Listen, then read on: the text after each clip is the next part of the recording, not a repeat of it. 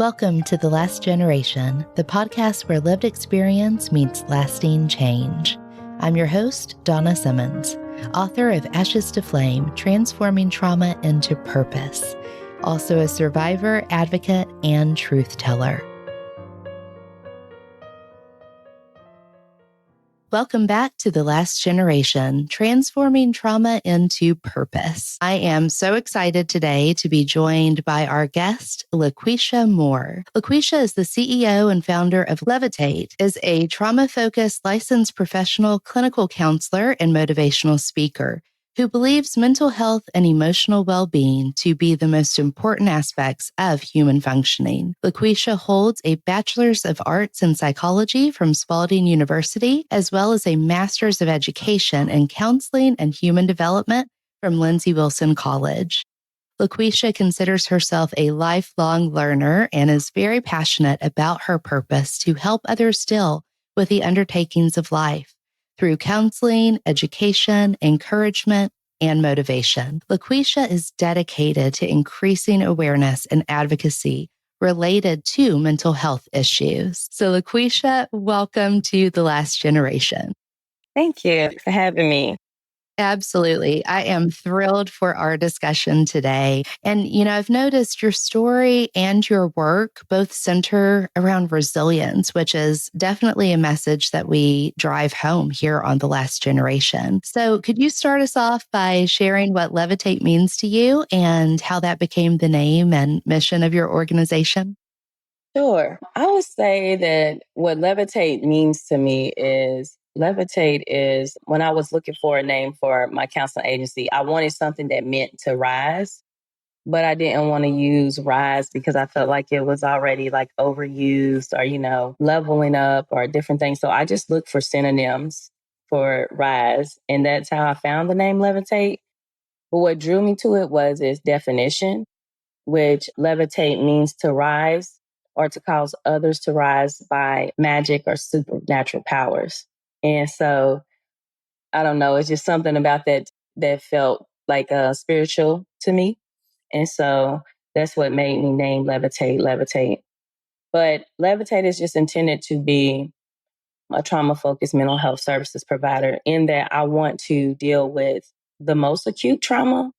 I think that a lot of times people are seeking out therapeutic services, but sometimes they're just not going deep enough. And so I really wanted to hone in on trauma and help people process it like thoroughly and move up in their life. Like, to me, the only way to go when you're down is up. So that's what levitate means to me, is to get up.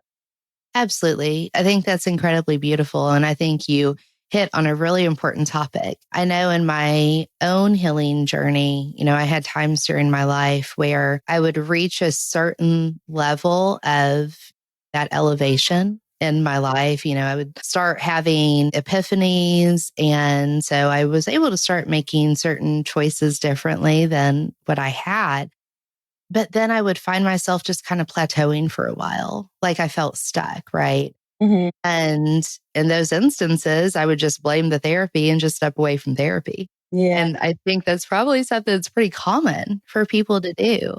Yeah. So I really appreciate what you say about really helping people to thoroughly process their trauma. And I'm wondering, and the people that you've provided counseling to, how has that shown up for you? I would say I have helped people navigate like just issues of shame. I think a lot of what I try to help people see is their shame and their shame responses and how that impacts like their relationships and things like that. So I like dealing with shame because I think at the core of a lot of people's trauma is some shame or something that they're struggling with. Not shame about something they've done, but maybe just shame of something that's happened to them that they feel like they've allowed or anything like this. I am a deep diver. So when it comes to even doing trauma focused therapy, I really love like EMDR because when I ask people what's their level of disturbance and they're like 1 to 10, they like a 8. I'm like, what's keeping it from being a 7? And I will keep doing that until we get to what's keeping it there or how to get rid of it at all. But I do know that dealing with trauma is not linear.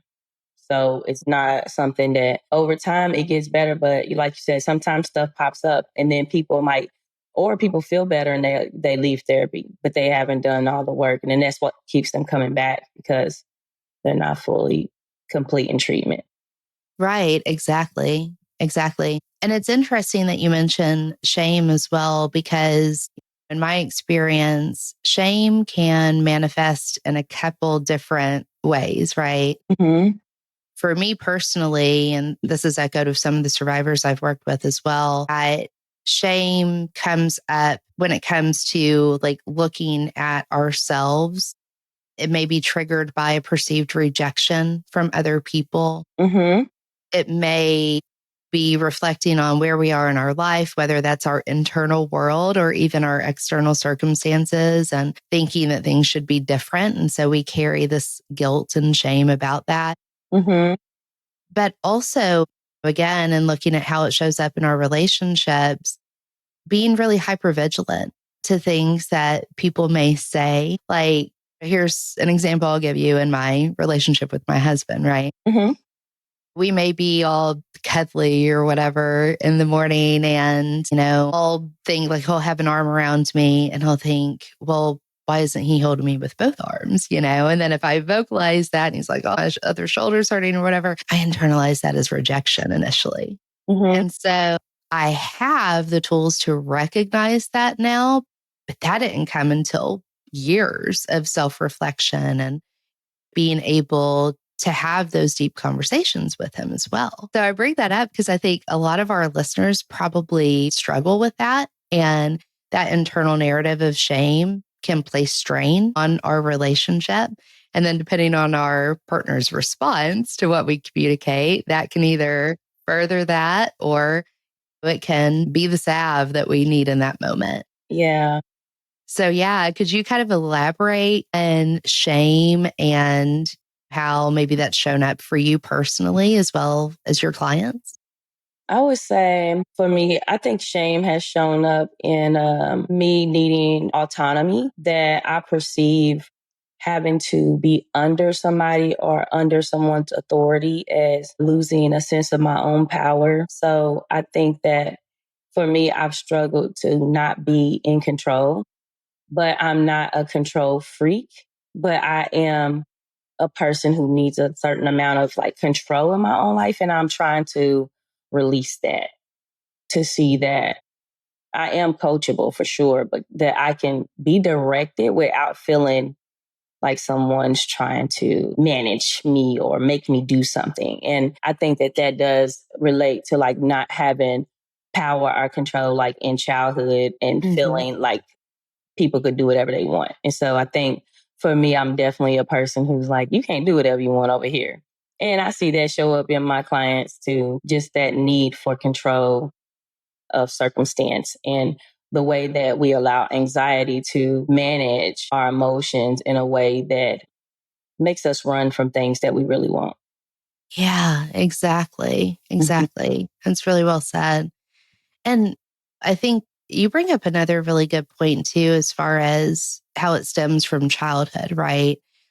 When we think about a kid's different developmental ages, a lot of times it's easier to just focus on the physical development that they go through, right? And how each age comes with its own set of growth spurts and all the changes that they process over the years, going all the way up to when they're 25, really. And their frontal lobe actually fully develops at that time, right? But there's so much more internal development that's happening. And that development is occurring based on what their environment is teaching them. Mm-hmm. So, can you talk a little bit about that as well? About how certain environmental factors definitely go into the worldview that develops in kids and how that shows up in adulthood? Yeah, I think in childhood, that's where you develop your values and beliefs. And I think that when you have certain types of experiences in childhood, because much of our environment, whether that's our environment, our home, our environment, our school, our environment, our neighborhood, like if you are exposed to certain things in those environments, they're going to shape your values and beliefs negatively or positively. So I think environment is very important in development, even in like socially, emotionally, spiritually, Mm-hmm.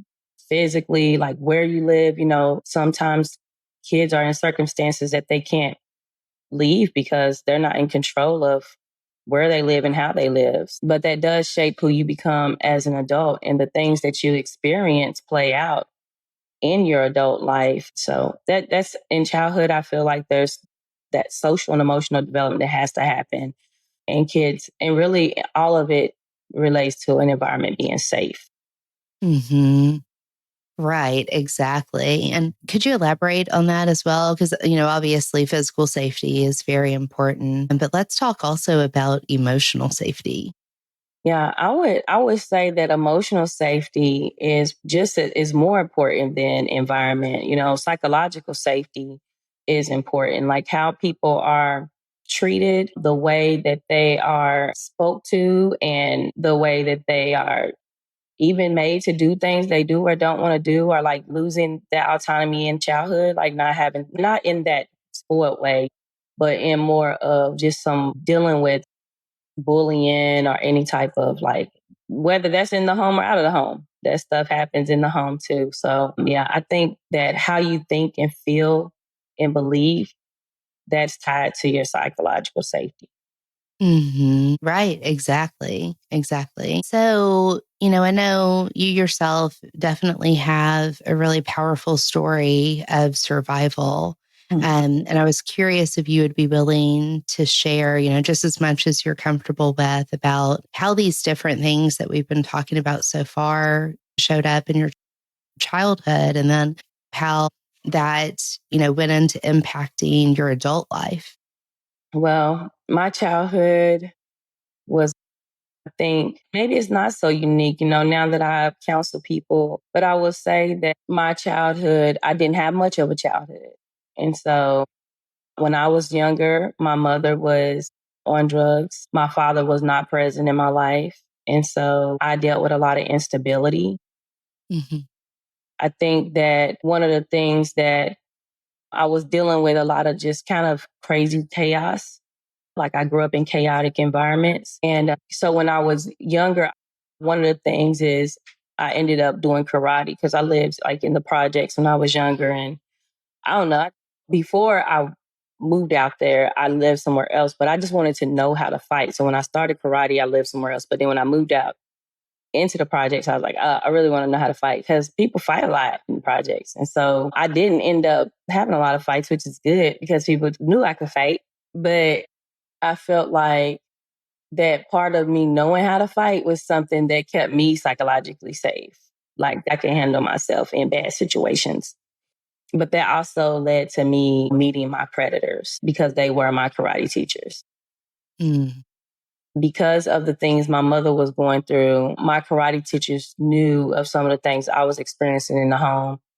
And they made me basically, they took me to a lawyer's office to get me to tell them things so that they could get custody of me. And they did. They got like emergency temporary custody of me without my mother even knowing because I had already been spending so much time at their house. And so once they got custody of me, I had already started experiencing grooming and sexual abuse prior to them getting custody of me. But they were grooming me in a way of like just manipulating me into basically a marriage. I was 12 years old. They made me jump the broom with them to be his second wife. And then I was sexually abused from the time I was 12 until I was 15 when I ran away. And so that's one of the things that I don't really judge runaways because I feel like you never know what they're running from. Right. And I feel like me running was like me ending my storm. And I found a lot of power in getting away. And so when I meet kids and people that are runaways, I'm very compassionate towards them because you just never know. But I did not know where I was going. I got out of school one day and just hopped on a Tark. And back then, Tark was like 35 cents. I know I'm telling my age, but I got on the bus and I rode the 6th Street bus down to the Algonquin area in Louisville. And I was like, I don't really know where I'm going, but I know I'm not going back there. Mhm. when I got to Algonquin, I remembered that a lady and a man that I used to go to church with lived in the area. And so I remember their street was called Compton. So I went to that street and I walked down the street until I found somebody who I was like looking for them. And they were like, well, there's only like two Black people on this street, two Black families. So they told me which one, and I seen one of the houses look familiar to me. And so I sat on their porch until they came home from Bible study.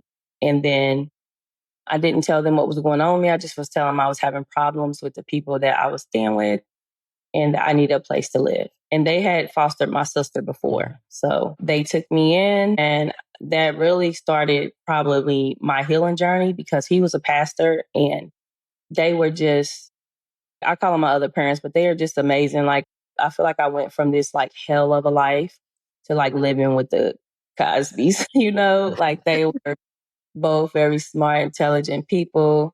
He had a doctoral degree and he was like the dean of Simmons Bible College at that time. Mm-hmm. And so I went to church with them and I really feel like I live, some people have issues with religion, but I feel like the church was my refuge then. Like I gained a family. I met safe men and safe women. And so it's like I went from this very toxic, crazy, perverted situation to going into like a very normal, nurturing, just a loving situation between the family I ended up with and all the supports they had around them too. But I stayed with them until I was 17, and then my mother had gotten clean when I was 16. So I went back to live with my mother. I never told anybody what happened to me until I was like 17. And so they made a report, but nothing happened about it until I was 21 when someone else reported.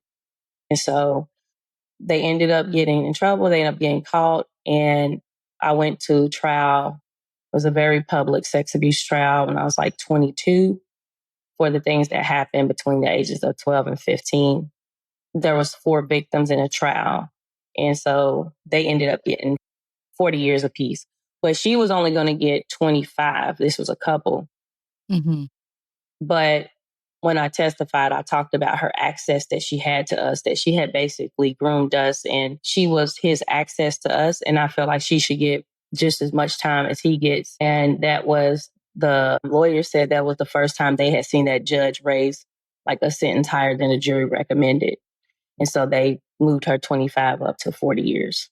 So yeah, that was the crux of my childhood, but it was also the beginning of my purpose. Like my trauma, like did lead. And I thought about that. I was like, have I trauma bonded with my career? But at the same time, I think that you can bond with a mission related to your trauma without it being like a toxic thing, Right. that my experiences give me a stomach for this work and a capacity for this work that a lot of people don't have. And so that's what I think, how my story has shaped even what I do for a living. So, yeah. Absolutely. Absolutely. I think what you mentioned about the trauma bond with your career, that's something I can certainly relate to as well. But as you said, I don't think that it's necessarily a toxic thing. I think it's important that we strive for balance in our lives. But I firmly believe that our past does not have to define who we are. And we absolutely can find our purpose within that pain and drive that forward to be protective of others, including, our own lineage. Yeah. Yeah, most definitely. And I know that also, I will say that in this story, I think they went to prison, but she got out like, I don't know, 7 years ago. And then he went up for parole last year. So we all got to attend his parole, but I was not notified about her parole. So I had a lot of resentment about the fact that she got out so early. But I think that it's been God that I haven't like seen her, even though she's in the same city as me. Right. So it goes to also thinking about when you talk about lineage parenting, I think this has made me a very protective parent. My kids are with me a lot, and they really only go with me or their daddy. I've really let them, like, I've started to open up a little more because my kids are getting friends and stuff. Mm-hmm. Hey, friends, if something in these words stirs the ancient part of you that remembers, the part that longs for rhythm, meaning, and renewal, I've created something to help you answer that call. When you subscribe on our website, you'll receive a free Roots and Rituals healing guide for immediate download. Inside, you'll find gentle, earth-centered practices to help you release what's heavy, reclaim what's sacred, and begin your own ritual of renewal. Go to traumatopurpose.com and click on the Last Generation link. Subscribe and get your free downloadable tool today. You don't technically need this car. You say that out loud to yourself. You say, I have no space. You say, I'm just looking. Then you click. Then you zoom in on photo number 87 and whisper, oh no. Then you text a friend, the one who always enables you. You say to yourself, this is the last one, knowing it is not. You don't need this car. But maybe, just maybe, this car needs you. Bring a trailer. It's never just a car. Hey there, it's Dr. Sanjay Gupta with some exciting news to share. CNN is now streaming. That means you can read, watch, and stream everything in one subscription. You can watch news live 24/7. You can also explore catch-up videos and explainer videos, and you can also watch the library of CNN's originals, including my latest documentary, It Doesn't Have to Hurt. Just go to cnn.com/all-access. But it's been really difficult for me to do that. So, yeah. Absolutely. I mean, I think that makes total sense, especially, and you and I have this in common in our own unique ways. Your perpetrators were in positions of authority over you. Going to karate should be able to be a safe environment for kids. Mm-hmm. But unfortunately, what we hear more and more, whether it's something like that, whether it's, in my case, someone working in a behavioral health facility, what we hear about teachers, coaches, so many predators find positions for themselves where they have access to kids. Yeah. And they're able to see vulnerabilities in those kids, and then they exploit them. Yeah. Well, that's the vulnerability, is they see that you're not protected. That when I look back on my life, I just didn't have. Now, if I would have told my mother, I think that she would have acted out about it, period, even at that time. But I don't know. I didn't feel safe to tell her because of the threats and stuff. And so, of course, I definitely have wondered what it would have looked like had I spoke up initially, instead of waiting. Right. And to that point, especially around seeking justice, because I'm sure it was both terrifying and healing for you to prosecute your perpetrators. And I know so many survivors wrestle with the question of seeking justice, and even the idea around the process, like what it looks like, what it may cost, how it impacts their own healing. So if you could describe what that was like for you to move from survival to prosecution, and maybe what that process taught you about your own strength. I would say that prior to getting justice, I definitely had more fear, more anxiety, because I knew I was still in the city with people who had threatened me, and I had told on them and nothing happened. And so before having justice, I felt just uneasy. I think after going through the process was grueling. I hate that victims have to deal with the amount of. I recently heard some bits and pieces of my own trial, and I was just listening to how the lawyers were talking to us as victims and as people who had been sexually abused at very early ages. And I was just surprised at the way victims are treated in trial. And I think when I was going through it, I was just dealing with it. But hearing it as a clinician now and being like, oh man, that was just terrible. I found myself just still wanting to defend, go back and defend me again. You know what I mean? Right. The process is hard, dealing with the opposite sides, family or friends being kind of taunting or like stares and glares, and just the intimidation of having to go through that process. You really have to be courageous, and you really have to just do it. It's not comfortable at all. Nothing about it is comfortable. The prosecutors try to make you comfortable. Maybe their assistants and people who prep you for trial try to make you comfortable, but nothing is comfortable about it. And then it lasts for days. And so it's all these different people's testimonies, the anger that you feel when you know that people are lying on the stand, who know the real truth. And just, I think also the way that they lacked accountability, that they wouldn't even own up to anything to even make us go through this whole process. Like, to me, I'm like, you could have just pleaded guilty, but it was almost like we got dragged.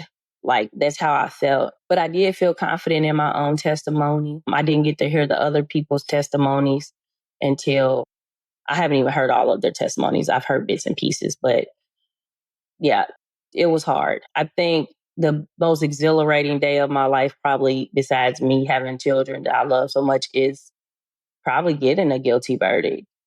That them getting just every charge they had on me, I got justice. And so, I mean, not charge on me, but everything they was charged with in relation to what they did to me. I do know that now, especially being in this field, that justice is very hard to come by. I think only 1 in 16 perpetrators or something goes to jail. Like, it's really a low amount of justice that happens. But I do tell people to still report and to still seek justice, because I feel like even though my report was ignored the first time, the fact that it had been reported was what made the next person's report more credible. Mm-hmm. So being able to, and they got convicted on like circumstantial evidence. So we don't have like physical evidence. We don't have rape kits. We don't have that stuff. So the only thing is there were girls who had had the same experiences who didn't know each other.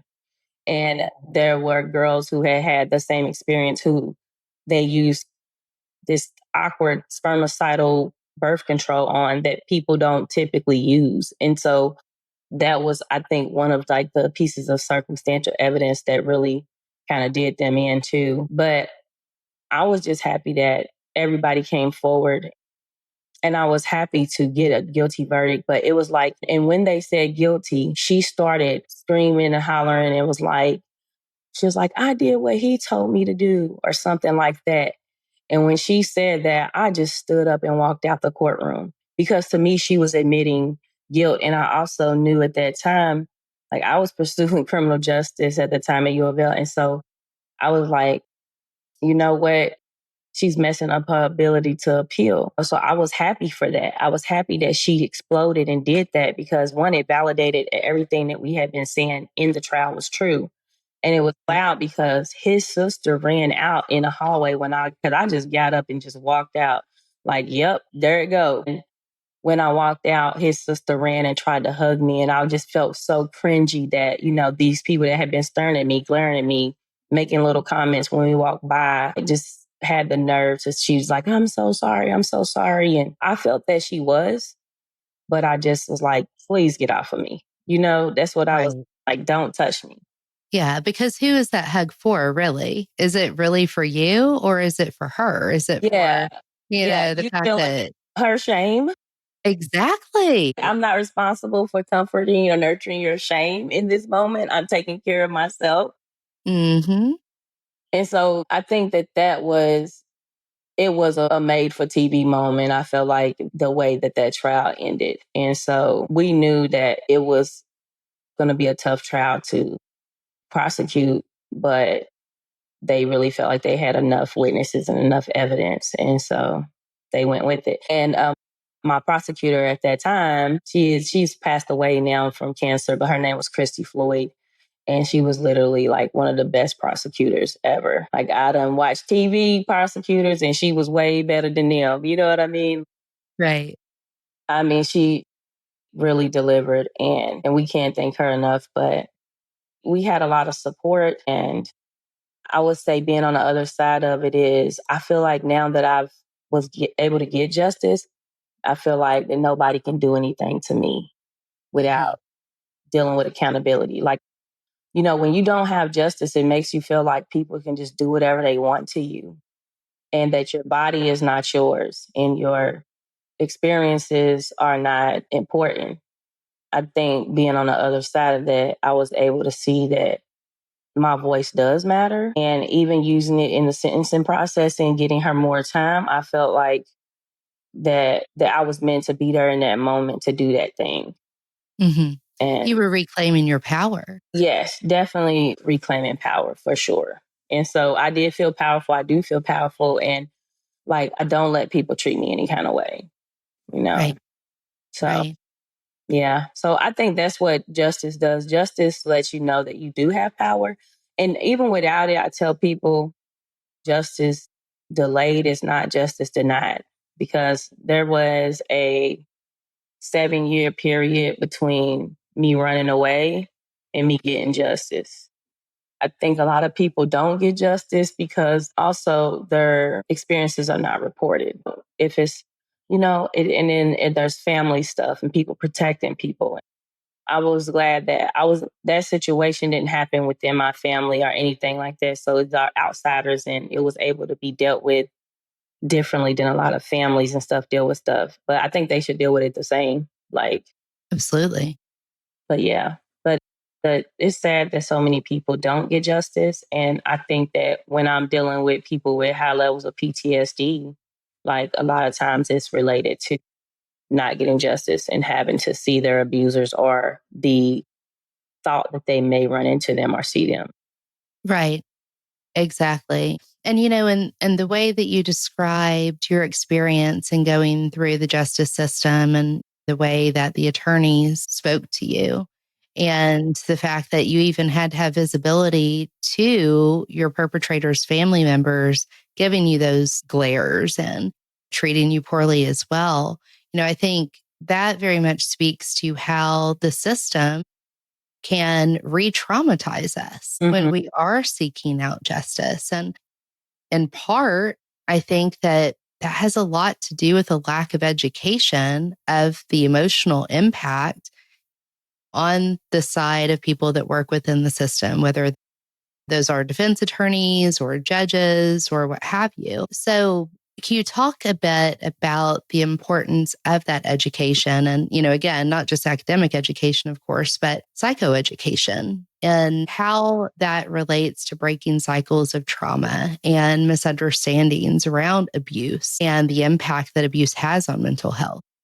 I think that there is just a lack of trauma informed services that even in a justice system, like, I think that they need to learn to be more empathetic. They need to learn to not say, why are you doing this? But to say, what has happened to you? What has caused this? And I think that validating victims is important. There are people that lie. I know that there are people that lie about certain experiences, but majority of the time, people are telling the truth. And when they're not, that's tied to mental health issues too, like some type Right. of personality disorder or some issues going on. But I think they have to look at the person and hear the story and actually do right by people. I mean, the thing about it is, if you don't believe, like, why is it so easy to not believe than it is to believe? And I think the reason is a lot of people, because they wouldn't do something like that, they don't think that somebody else would do something like that. We live in a rape culture, where it's the victim's fault that she was wearing a short skirt, or it's the victim's fault that she didn't tell what was happening, when it's actually on the perpetrator. It's on the person that's threatening that child or that woman or that person. And so, yeah, I just think that they need more education around psychological effects of certain traumas, and especially sexual trauma, because it is literally one of the most costly crimes. I think it's somewhere around over $122,000 per victim, that when it comes to like rape kits and loss of productivity, people not going to work and stuff because they have anxiety and all that stuff. And also there's this system doesn't allow you to heal, that people go through those things and have to go right back to work and have to go right back to doing whatever is necessary for their survival. And so I think there needs to be more programs created around helping victims like navigate those things as well, getting their needs met while they're trying to heal. Right. Absolutely. Absolutely. What you mentioned about, we live in a rape culture is unfortunately so very true. And unfortunately, right now, especially with the current administration and the way that our current government leaders handle conversations around that, just reinforces that. And it's really devastating for people to hear. And especially as a survivor, to be able to feel that you even have the strength and the power or even credibility to be able to report and seek justice. Yeah. I think that the bully mentality that we experience from leaders reinforces not only the silence of survivors, but it also legitimizes predators and their pursuits. It's atrocious. And I think it takes so many of us speaking up and acknowledging that and acknowledging the impact of what happened to us has on our lives to really be able to create that shift. Yeah. Oh, yeah. And that's why I created my sexual trauma program because I wanted to attack every area of impact. So it's 24 sessions, it's 6 months long. And some people think that's long, but it's only once a week. And I'm like, that's not really long enough when you think about the average person that goes through something like this is usually at a heightened state of PTSD for at least 2 years. Mm-hmm. Mm-hmm. Yeah. My goal is to create that psychoeducation for the victim, which is what I've done. But I also want to systemically create curriculum for police officers and hospitals and just everybody that touches the victim's lives during those, most critical, acute moments. Because knowing what to say or knowing not to say nothing at all sometimes is very important. Exactly. Going back to all the work that you've done through Levitate, if you could share with our listeners what we can do to support your mission and how you're currently serving those communities impacted by trauma and how folks can get involved to either maybe volunteer to help you and spread that message or whatever support you may need for that right now. I would say how people can support Levitate is really just referrals. Even when I think about the sexual trauma program, it's so difficult to get people to reach out to do it on their own. So I would like for therapists to send clients over or, that I have a referral process for that, but I would rather that it come that way so I can have permission to reach out to that person because I think that survivors have a hard time reaching out. And then also, I'm always willing to take on anyone who wants to help, but I do believe in people getting paid. So it's hard for me to ask people to volunteer because I think, even though I think experience is valuable, I want people to claim their value and their worth too. And then I would say just really, like I said, referrals. I would definitely take donations for non-billable expenses, but I really just want the clients, honestly, to help. And I would like to build partnerships with rape crisis centers my goal is to create a standard of care across the state. So Yeah. I wish that I could implement my sexual trauma program into all the rape crisis centers in Kentucky and then expand that out into other areas and states and countries. Really hospitals, prisons, there's a lot of places this could have a major impact. So that is the main thing. Absolutely. I think that standard of care is so important across the board. Mm-hmm. Is there anything else that you would like to share? I would like to share that although my childhood was tumultuous, I do have both of my parents in my life, and I'm very blessed to have good relationships with them. at this point. I just want people to know that like supporting survivors is so important. Like being able to help them navigate their existence after traumatic events is important. So that is the main thing.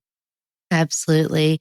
LaQuisha, thank you so much. This has been such a powerful discussion, and I appreciate your time. And I'm hopeful that we'll be able to have you back on to talk even more about your own journey and about Levitate. Okay, thank you. I appreciate you for having me. Thanks for listening to The Last Generation, Transforming Trauma into Purpose. If today's conversation stirred something in you, take a breath. You don't have to have it all figured out right now. Healing doesn't ask for perfection, it asks for presence. LaQuisha's story reminds us that justice isn't the final destination, it's the threshold. It's what happens after that defines who we become. Because survival is the first act, healing is the second, and purpose, that is where we rise.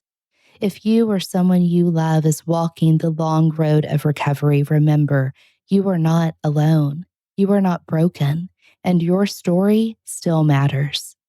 Follow The Last Generation wherever you listen to podcasts and visit traumatopurpose.com for free resources, community, and upcoming conversations that remind us we are not just healing for ourselves, we're healing for the generations to come.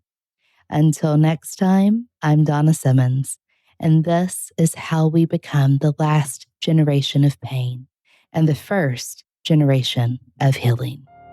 You've been listening to The Last Generation, Transforming Trauma into Purpose.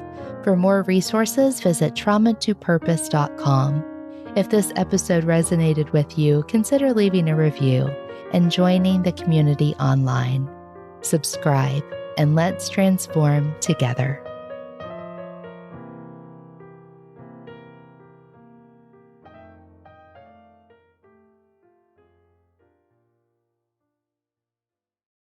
This podcast is part of the Sound Advice FM network. Sound Advice FM, women's voices amplified.